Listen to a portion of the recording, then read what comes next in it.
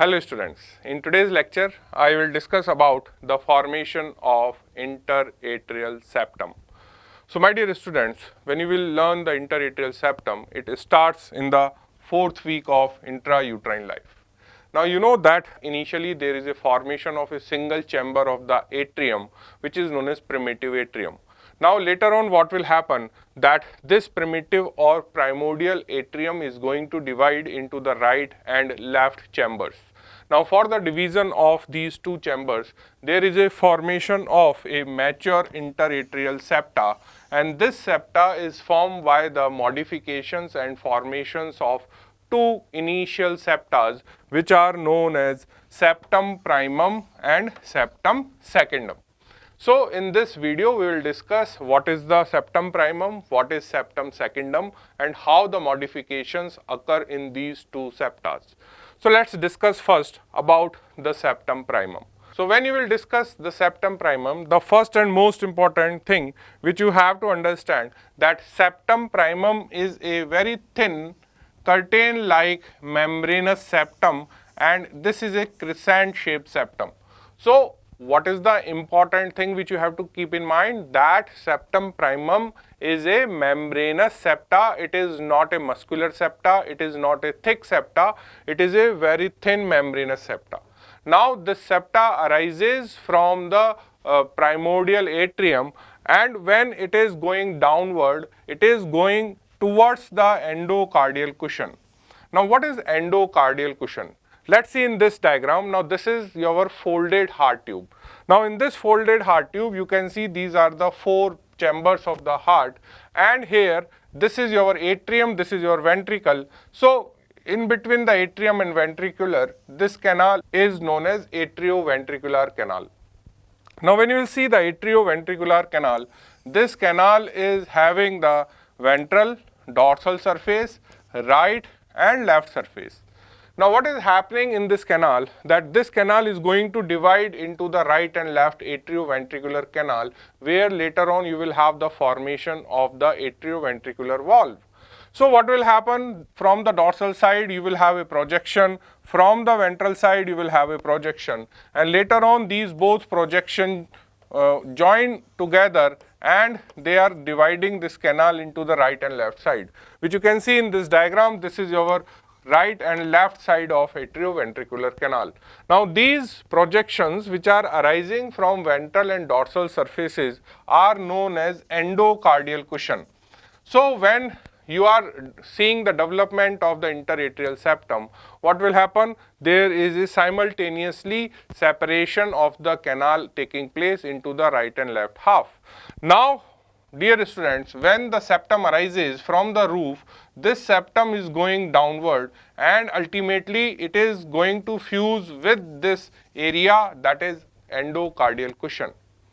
So when you are reading the formation of the interatrial septum, the first thing is septum primum, and septum primum is a membranous septum, and this membranous septum is a crescent shape, and this septum is going towards the endocardial cushion, and here it is later on going to fuse. Now the second thing is that this septum arises on the left side of sinoatrial opening. Now what is the meaning? That here you can see that this is the sinus venosus, and we know that the left horn disappear and only the right horn develops, which open into the ventricle. So this is the right side. The septum develops on the left side of this developing sinoatrial opening, and there is a one very important term is known as septum intermedium, which is another name of endocardial cushions. Now in this image you can see that again this is your crescent shape fold, and this crescent shape fold is your septum primum, and this septum primum is going downward, and this is your area where you will have the formation of the endocardial cushion, which is dividing this canal into the right and to left half.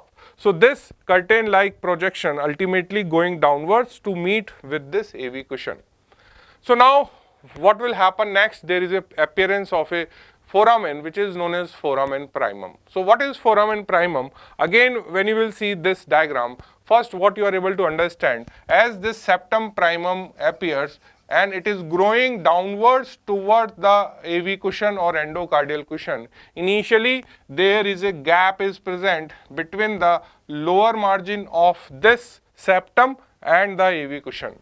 Now, this initial appearance of the foramen or the foramen which appear first is known as ostium primum or foramen primum. So, by definition, what is foramen primum? Foramen primum is nothing but it is a gap which lies between the lower margin of septum primum and endocardial cushion. Clear? Now, the another hand, you have to understand that as this septum primum keep growing at one end, it will fuse with the AV cushion. That means in the developing embryo at one point, this septum primum will disappear because this lower end of the septum primum ultimately fuses with the developing AV cushion. So, my dear students, when you are writing about the septum primum, you have to keep this thing in mind that septum primum is a large opening which is located between crescent free edge of your septum primum and endocardial cushion, and this is known as foramen primum or ostium primum. So, in this image you can see that this curtain like structure is going downward. So, initially there is a gap is present between the lower margin of septum primum and AV cushion, which is termed as a foramen primum. Now, the septum primum partially divides the common atrial chamber. Why we are using the word partially divide? We are using the word partially divide because initially the septum is not completely formed. It is still in the process of the growth, and later on it is going to fuse with the AV cushion. Now, later on what will happen? Now, this foramen serve as a shunt. So, what is the importance of the formation of foramen primum? Now, there is one very important concept which you always keep in mind, that when we are talking about the embryonic heart, we know that there is a source of oxygenated blood through the placenta. So, from the placenta, the oxygenated blood enters by the umbilical veins, and these umbilical veins ultimately carries the oxygenated blood into the inferior vena cava, and that is going to open into the right atrium. Now, in the intrauterine life, pulmonary circulation is not working. So, ultimately this blood of the right side will go into the left side of the heart by this septum primum defects, which is known as foramen primum. So, this foramen primum in the initial stage of development allow the shunting of oxygenated blood from right to left side. So, this is very, very important that when we are talking about the development of septum, initially there is a shunting is present from right side to the left side. Why? Because the pulmonary circulation is not working. So, the foramen primum progressively disappear. So, I told you that this is a temporary foramen. Why? Because one situation comes when the lower margin of septum primum ultimately merge with the AV cushion. So, the foramen will disappear, and as the septum fuse with the AV cushion to form a primordial septum of atria. Clear? Now, what will happen? Simultaneously, there is a appearance of one more foramen which is known as foramen secundum. Now, dear students, what is happening just before the foramen primum disappears? That means just before this lower end fuse with the AV cushion, at that time what will happen? Multiple perforations produced by the apoptosis, and they are present in the upper central part of your developing septum primum. So, in this image what is happening? Now, you can see that this is your septum primum, and this septum primum is growing downwards toward the AV cushion. And here what you are able to understand that there is a appearance of this gap which is known as foramen primum or ostium primum. But this gap is now become very smaller in size, and at one point what will happen? This gap is no more because this septum is merged with the AV cushion. But at the same time, when this is fusing, in the same image you can see there are multiple foramen appears in this upper central part of your septum primum, and these perforations ultimately fuses or the coalition will take place, and their fusion is going to form a one more larger foramen which is known as foramen secundum. So now the foramen secundum ensure continuous shunting of the oxygenated blood from right to left side. So what is the purpose of the formation of these foramen? The purpose of formation of these foramen is that in intrauterine life, we want all the oxygenated blood to enter from right to left side so that it can go into the systemic circulation. So for this, there is no pulmonary circulation working in the embryonic life. That's why whatever the oxygenated blood entering into the right chamber of heart go to the left atria with the help of septum primum defect. So initially you will have the foramen primum, and as soon as the foramen primum disappears, there is another channel opens into the septum primum, which is known as ostium secundum or foramen secundum, and through this foramen now the shunting is taking place from right chamber to the left chamber. Clear? So what is septum secundum? Now there is a appearance of a new septum which is known as septum secundum. So when you are reading the septum secundum, the difference between the septum primum and septum secundum is that septum secundum is a thick septum and it is a muscular septum. While when you will learn the septum primum, I told you septum primum has no muscles, it is a membranous, while it is muscular in nature. Now this muscular fold grows from the wall of right atrium immediately and adjacent to the septum primum. So when you will see the diagram, what you are able to understand that here in this previous diagram also you can see that this is a appearance of the septum secundum, and this septum secundum appears just adjacent to this primum. Clear? So here in this diagram now you can see there are two plates. One plate is known as septum primum, and adjacent to this plate another septum has been arranged, and that is known as your septum secundum. Now this septum secundum is a muscular septum, while the septum primum is a thin and membranous septum. Now as this thick septum grows during the 5th or 6th week, it overlaps the foramen secundum in the septum primum. So now here the question comes is that septum secundum is also not a complete septum, and once it will go down, it is not going to fuse with AV cushion. The length of septum secundum is sufficient enough to overlap the foramen secundum or ostium secundum in a septum primum. Clear? So this is what you have to understand, that when you will see the septum secundum, it just overlap the foramen secundum, which is a gap of septum primum. Clear? So now in this diagram we will make this concept more clear. Now here what you are able to understand, that first this is the formation of your septum primum.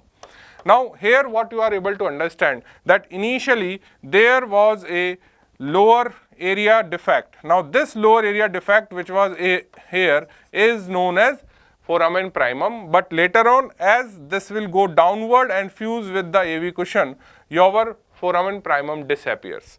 So we will remove this area, so the foramen primum is not there. Now in the second part what will happen, in the upper part of this septum primum a defect appears which is known as foramen secundum or ostium secundum. Now what is happening, just adjacent to this there is a appearance of one more septa which is more muscular, which is more thick. Now this septa is known as septum secundum, but this septum secundum length is sufficient enough to overlap this foramen secundum. And there is one more very important concept, that this muscular septum develops on the right side of this defect. Clear? So what is this? This is your foramen secundum, and this developing septa appears on the right side, and you can see now there are two septas. One is lying on the adjacent aspect of this foramen secundum, and one is lies below the foramen secundum. So when you are writing the development of your interatrial septum, these four terms are important: septum primum, septum secundum, ostium primum and ostium secundum. But ostium primum is a temporary which disappears, which appears at the lower part of the septum primum and the AV cushion, and this ostium secundum is a area which is present at the upper part of the septum primum, and this ostium secundum overlaid by another septa on the right side, which is known as septum secundum. Now, there is a formation of a new structure is known as foramen ovale. So, what is foramen ovale? When the septum secundum form a incomplete partition between the atria, its growth halt. Now, I just told you in this diagram that this septum secundum not going downward till the AV cushion, and its growth halt here. Clear? And again it is a incomplete septa, that's why it also divide the atrias incompletely. Clear? So, the septum secundum also form a incomplete partition between the adjacent atrias, and its downward growth halts before it reaches the AV cushion. Clear? Now, consequently, a oblique cleft appears through which the blood again going from right atrium to the left atrium, and that oblique passage is known as foramen ovale. So, again in this diagram what you are able to understand that now the blood is going like this. Clear? So, this oblique pathway of the blood which is passing through the gap between the septum secundum and the septum primum is known as your oblique pathway or the cleft, and it is labeled as a foramen ovale. Clear? So, what is foramen ovale? Foramen ovale is a passage which allow the again blood to go from right to left side, and but here there is a passage become oblique. Why oblique? Because from above you will have a projection is known as septum secundum, and there is a projection which is known as septum primum, and now the blood is passing through the gap. The lower part of the septum primum which attaches to the fused endocardial cushion form a flap-like valve. Now, this is the important thing to understand. Now, in this diagram what you have to keep this thing in mind, that when we are talking about the mechanism of this foramen ovale, how it works. So, this is your left chamber of the heart, this is your right chamber of the heart. Now, in the right atrium we are receiving the blood from your umbilical veins, so the pressure is high into the right chamber of heart. Now, what will happen that initially I told you when we are talking about the nature of these two septas, this septa is softer or you can say membranous, while this upper part of the septa which is known as septum secundum is thick and muscular and rigid septa. So, when the pressure is high into the right chamber, what will happen? This is a flap-like structure because it is membranous, so it will go downward towards the left side. So, when it will go downward towards the left side, the size of this foramen ovale increases and more blood can go from right to left side. Clear? But dear students, this flap is avoid the backflow of the blood.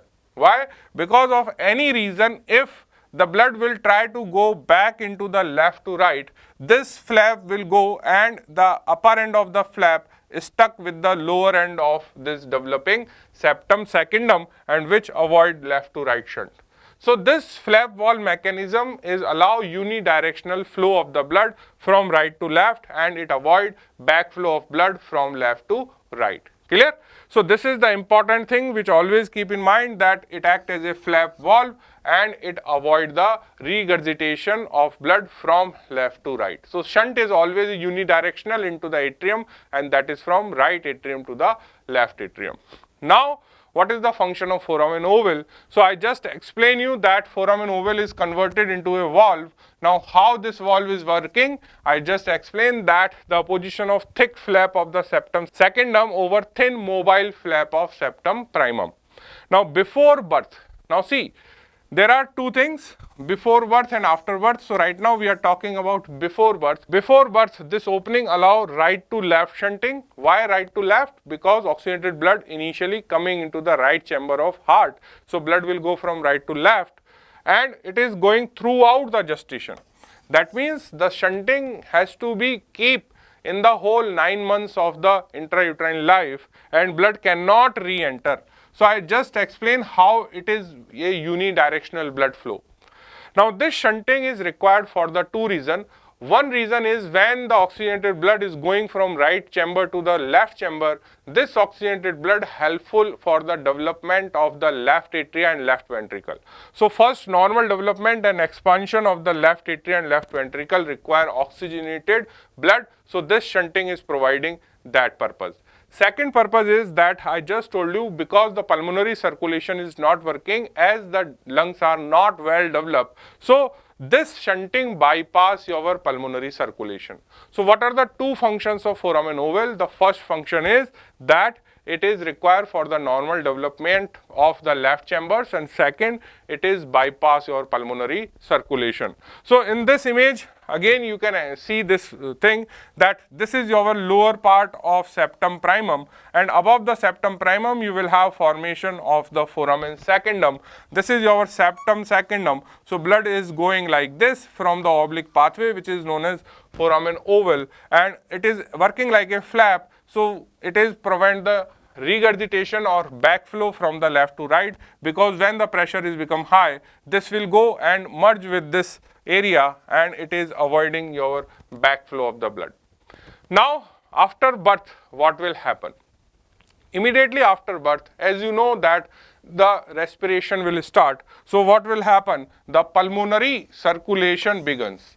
Now when the pulmonary circulation begins, what will happen? The blood will start to come into the left atrium, because left atrium receives the oxygenated blood now after birth from the lungs, and now the right chamber is not receiving any blood from the umbilical cord because the baby birth is already there. So what will happen? The pressure into the left chamber increases as compared to the right chamber.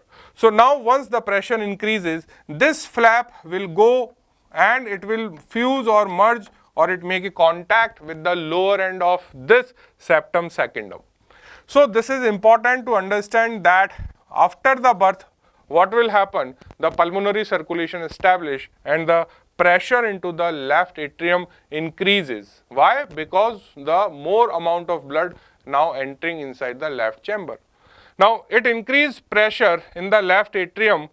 So what will happen? The valve of the foramen ovale pressed against the septum secundum. So this valve, which was initially going downward when there is a right to left shunt, now because the pressure increased into the left chamber, so this valve will go posteriorly and ultimately it will fuse or stuck with this lower margin of septum secundum, and ultimately it obliterates the foramen ovale and separate the right and left atrias. Clear? So till now what you have seen what is the septum primum. Then septum primum is having the two foramen, one is at lower end which is known as ostium primum, and as ostium primum later on disappear, and at the same time there is the appearance of one more foramen into the septum primum which is known as foramen secundum or ostium secundum, and later on the ostium secundum or foramen secundum is also overlaid by a new septum which is known as septum secundum. So now what is the fate of foramen ovale after birth? So after birth you will have a impression into the interatrial septum when you will dissect the right chamber of heart in right atrium. When you are seeing the interatrial wall, you are able to see a depression which is known as fossa ovalis. So when you will see the fossa ovalis, the question comes about the floor of fossa ovalis and margin of fossa ovalis. So in this diagram what you are able to understand that when we are seeing from the right side, now this part of the septum primum form the floor of fossa ovalis. So floor of fossa ovalis represented by the septum primum, which is a very thin membranous septum. While the margins, now when you will see this margin of the fossa ovalis, this margin of fossa ovalis is known as annulus fossa ovalis, and this margin is formed by thick crescent border, or you can say lower margin of septum secundum. Clear? So these are the two questions for your exam. Now ultimately when we are writing this question in exam, how to attempt? So first you have to write down the formation of septum primum, then there is the appearance of foramen primum, then you have to write down that the septum primum fuses with the AV cushion, so your ostium primum or foramen primum disappears, but simultaneously there is the appearance of a foramen secundum, and foramen secundum is also present in the upper part of septum primum only, and later on what will happen is septum secundum appears, which is a crescent shaped thick muscular septum, and it overlaps the foramen secundum, and this foramen secundum and your lower margin of septum primum make a oblique passage, and that oblique passage is known as foramen ovale. Clear? So dear students, now at the end of this session, I hope you will have the idea about the formation of interatrial septum, what is septum primum, what is secundum, what is septum intermedium, what is ostium primum, ostium secundum, and foramen ovale. So this is all for the session. Thank you.